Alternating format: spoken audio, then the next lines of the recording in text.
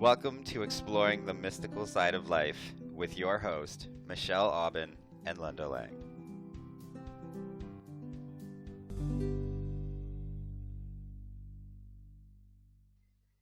Welcome, everyone, to our podcast.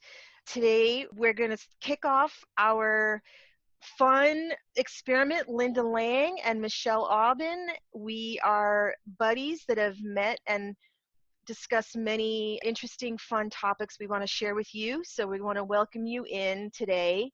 And I'm going to hand it over to Linda to introduce herself and talk a little bit about who she is, and then I will talk about who I am, and we're just going to kick off a fun conversation. We hope you enjoy it. Hi, everyone. It's absolutely my pleasure to be spending this time with Michelle and with all the listeners and to really explore the mystical side of life and meanings and synchronicities and healing and magic, really magic. I am an alternative healer, a teacher, a coach, and an explorer of life, really. I just love the gift of life, and I'm so happy to be here with Michelle today and in our future podcast to just play and discuss and imagine. Michelle? I love that, Linda. Yeah, thank you. So many things I could just say ditto to, but I also am someone who teaches people how to get in touch with their inner healer. That's how I like to frame it, because I see such a need for that. And when you go a little bit beyond the surface, it's not so much magic, but it's magical. I like that word that you use. So, Linda, we've talked about so many interesting things that connect in this interesting web of ideas. And when we've talked before, we just bounce so many ideas off each other, and we both get chills when we talk about certain things together. So we're just going to do a free flow conversation and let the listeners enjoy hopefully what we share. You were talking about a really cool thing called human design. Yeah, it's been something I've been exploring lately. I love to learn about myself, like really deeply about myself. I like going for the deep dive, and I've recently come across human design, and I'm finding it so fascinating because it is a deep dive, and there's so much information about you and how your natural tendencies are, your shadow side, your strengths, your weaknesses.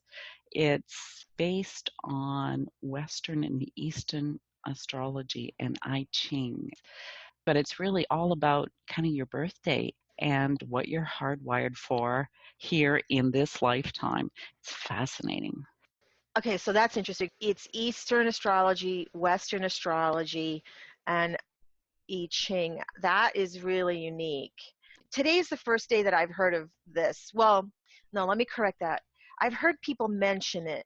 Talking to you a little bit earlier is the first time I've really gotten an explanation of what it is. So, there's a lot of systems out there that help people understand how they're wired, but what makes this one, I don't know, what makes this one tickle your fancy? Wow, isn't that really the question, right? It's just, there are things about it that when I heard about my design, it was like, the light bulb went on. It was like, oh, I really found some incredible insights and awareness about myself. So then I did my husband, my 2 kids, and I'm like, oh, yeah. Oh, it all made sense when you plugged everybody in. Yes, totally. And I mean, like, I'm a newbie at this, right? There are people that study this really deeply and this is their business. I mean, it really is fascinating. For me, it's really about knowing myself better and applying that wisdom in my life, whether that is astrology or human design or whatever. It's not the gospel for me of how I have to be, but it just allows me insights in how I have been and explanations of maybe why this works and why this doesn't work. It's because of my design. Doesn't mean I can't play with what doesn't work so well. It just means, maybe it's a growth area. So what have you modified, or what adjustments have you made as a result of coming across this information? Probably the two biggest ones are your authority and your strategy. So your strategy is how you make decisions. And in my chart, it's my emotional center that's active. I also have like that gut reaction as well. But when you have the emotional center activated, that becomes your primary. So the wisdom in that for me is, even though right away I might get a yes or a no, I need to sit with it for 24 hours because it depends on how I'm feeling on my emotional wave. If it's a low part, I might not get an accurate gut reaction. So that's new to me, right? I used to make, yeah, okay, yes, okay, no. And then afterwards it'd be like, oh my God, why did I do that? Right? That's really interesting because, we're a lot of times coached to go inside to understand how to make decisions. And that's something I've been working more towards, and less using the logical part of my brain and more using that gut reaction, not so much necessarily from an impulsive place, but to learn how to understand messages from my intuition. But what you're saying is, in your design, you need to take even more space to do that. Am I hearing that correctly? You are, and that's according to human design. I'm a very intuitive person, and that's in my chart, and that's really how I live. And I haven't always waited 24 hours. And I want you to know that in human design, there are designs that really get that immediate kind of gut reaction, yes or no, that's like instinct. And I do have that center activated, so I get that. It's just that when you have the emotional center also activated, that becomes your primary, no matter what else is activated in your chart. So it is a new strategy to make decisions, which I'm playing with this for 3 months to really give it a shot and see how it goes. The other strategy, I'm a projector in human design, means I'm here to lead and guide people. And I think we're about 21% of the total population. And their strategy is to wait to be invited, that they can't be pushy or instigating because people won't hear them or see the wisdom or brilliance that they have, depending on what their gifts are. So that's becoming my strategy for the next 3 months as well, to really pay attention to the invitations that the universe actually is bringing me that are in resonance with my energy. And I just want to say to everyone, this podcast happened because Michelle invited me. We just really get along really well, and we had the most amazing conversations, and thought it would be so wonderful to share this with others. And I got this beautiful invitation, and I'm like, right on, Michelle. It was a co-invitation because it felt like we were both in this really playful, happy place. And the more we shared with each other, the more we wanted to share with each other.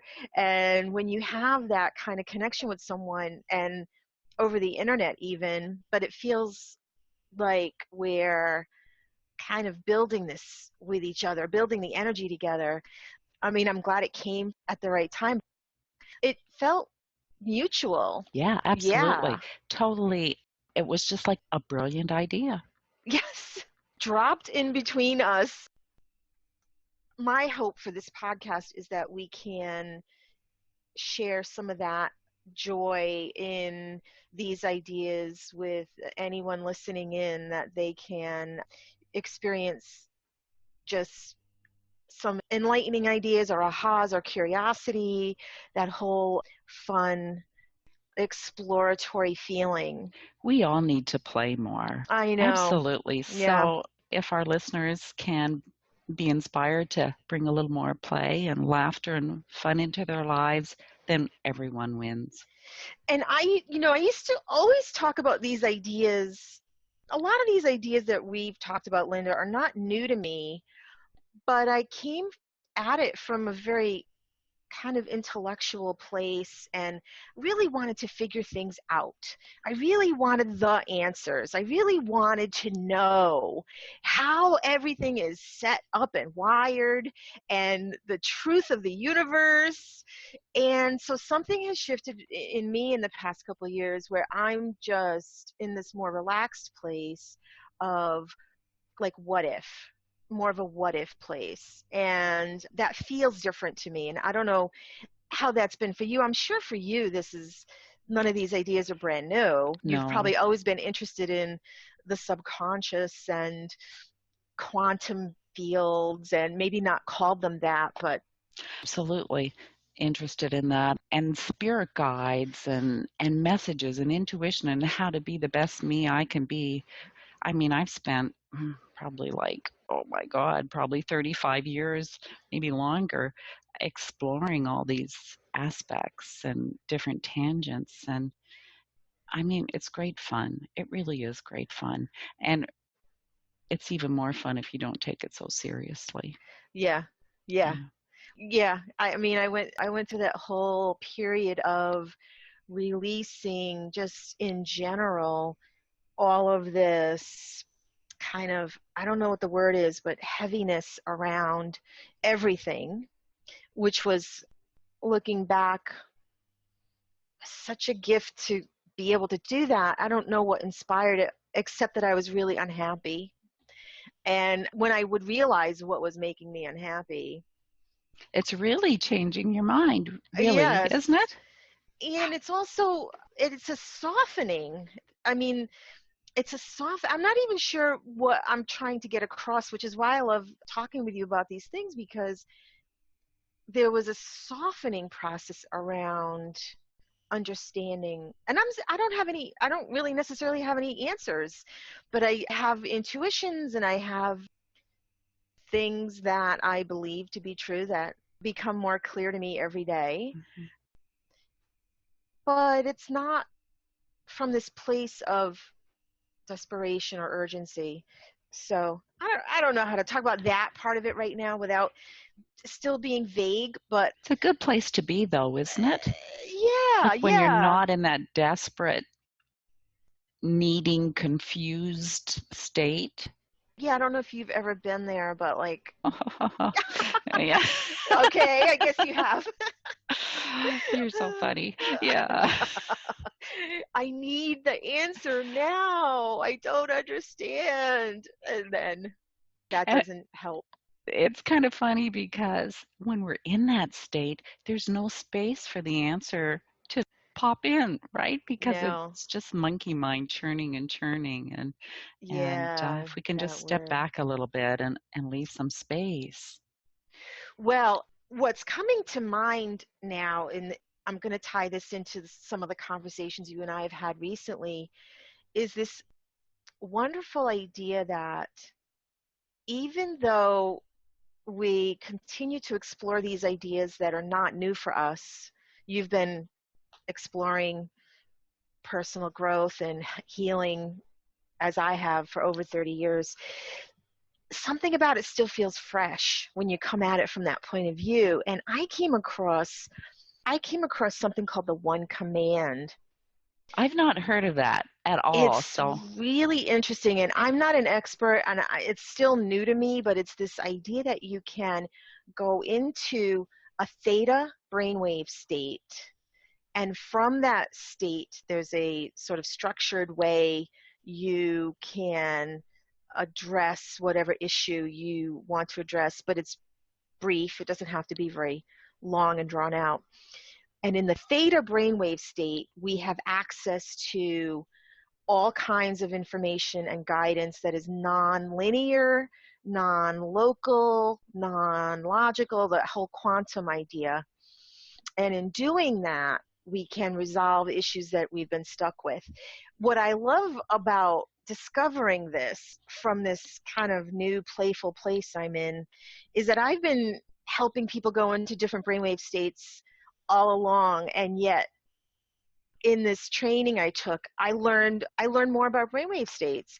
I learned more about theta, and I love that there's always something to learn, or a new way to see something, or someone can explain something in a new way and you kind of get it. So it's just exciting. And the brainwave idea is not new to me, but something has come across that's like more simplified maybe. So it's just exciting. So yeah, it's called One Command. I'm still exploring it. Yes. I love brain stuff. I mean, there's so much power inside of us. Like, it's just mind blowing, really. And the crazy thing is that everybody goes into theta every day. Exactly. And we do it, it's related to the sleep, transitioning in and out of sleep, which is a very creative time. We get these images, we don't know where they're coming from. I mean, I don't know if you've ever done this idea of you can program a question before you go to sleep. Oh, yes, I have. And it's related, I'm realizing in this moment talking to you that maybe that's related to the One Command idea, that if you program a question, help me understand XYZ, and then when you wake up, you remember your dreams, you get some guidance. It's from the theta state. I probably use that more for inspiration. You know, give me a message about my business or something, a name. I'll do that sometimes. I need a name for this book I'm writing, and poof, you know, I wake up with it. That's how I got the name of my website, actually. You know, I struggled for 3 weeks and couldn't find a domain name that I liked that wasn't taken. And then one morning I woke up laying there in bed. This word came, and my URL is thoughtchange.com. And I'm laying in bed going, thought change? I kind of like that. And I go downstairs and check the computer, and it's like, oh my God, the first thing in 3 weeks I've tried that wasn't taken. Wow. So it's totally possible to access a lot of information and guidance too. Well, that's what they say Einstein did with the whole relativity theory, was he took a nap. That's the legend, is that he took a nap and he saw himself riding on a light beam. We should all work that hard. Well, you know, if we can work that way, it's not going to be so hard, you know? Exactly. I mean, so speaking of brainwaves, part of this relaxing I was referring to and getting kind of less anxious about answers in my life was when I started really meditating regularly. And I realized I was in my non-meditation time walking around in an alpha trance whenever I didn't have to do anything hyper-focused, and I felt so much better doing that. So it's not the same as zoning out, but I realized I was walking around in this sort of observer mode, but in this detached from that hyper-focused brainwave state. I just realized I'm going to do this as much as possible. This is a great way to be. Go with the flow, man. Absolutely. That's what it's about. Go with the flow. When you're in alpha, you're a little more in that flow state. So, I mean, I don't know if listeners are confused by these terms, but I'm just playing with the ideas here. So, you know. I love brainwave stuff. I mean, if they wanted to explore brainwaves a little bit on their own, I mean, they could try a hemisync or holosync, or I'm trying to think of some of the other. There's like oodles of different brainwave frequency audios, and they need headphones, and it can be a way to deal with stress if people are going through a really difficult situation or have a difficult job. I did that for a period of time when I had a really stressful job. It really helped me through. However, it also allowed me to stay in that position longer than I probably should have. So, it's a balancing act. It's like, how much more can you handle? Well, I've got my brainwaves, so, you know, so I do encourage people to use it consciously, right? So that's funny. So you found a technique to help you feel better in the situation you were in, but you're basically saying you stayed longer than, looking back, you stayed longer than you think you should have. Yeah, for sure, for sure. I mean, it's really easy to pop in a CD, put on your Hmm. headphones and veg out. You feel fabulous, right? You do. Probably like if you're listening to a half an hour track, it's probably equivalent to probably about 4 hours sleep. That's what hypnosis is, when you're Yeah. going in and out of hypnosis. So if that's doing the same thing, well, you've just got 4 hours of rest. So of course, you're better. But if it's a stressful situation, kind of a job where people are just heaping more on you, I mean, is it really serving you? You have to kind of judge that. Do you think that if you hadn't had the technique of the brainwave, let's call it brainwave self-therapy, would there have been detrimental health effects? Or would you have had what you needed to leave the job? Well, that's a really interesting question, and who really knows? Like, I suspect I would have had boundary conversation with my employer, saying like, Hmm. "Whoa," right? Or I would have left and said, "Who needs this? I'll go look for something else." It's hard to say. The other benefit that brainwave does for you is it helps you with whole brain, right? So that you're not Yeah. just thinking right side or left side, Yeah. you have more access. So there is definitely a benefit to it as well. And you've got to kind of trust your path, I think, right? Like I would Yeah. not beat myself up saying, oh my God, I shouldn't have done that because blah, blah, blah. But if I wouldn't have done that, who would I be today? Who knows? Well, this is a little bit of a cliffhanger because we're going to have to leave it for this episode, the who knows question, and we will pick this thread up on the next episode because I think it's a great question to, maybe we don't have the answer for it, but it's a great one to think about when we have the need for relief in the short term, but in the longer term, we still need to make some changes in our life, that we shouldn't tolerate a situation that isn't healthy. So I think that's a great place to say goodbye for this episode, Linda. Perfect, Michelle. It's been a pleasure as always. Same here. And we will pick up with the listeners. We'll see you next time. Have a great day.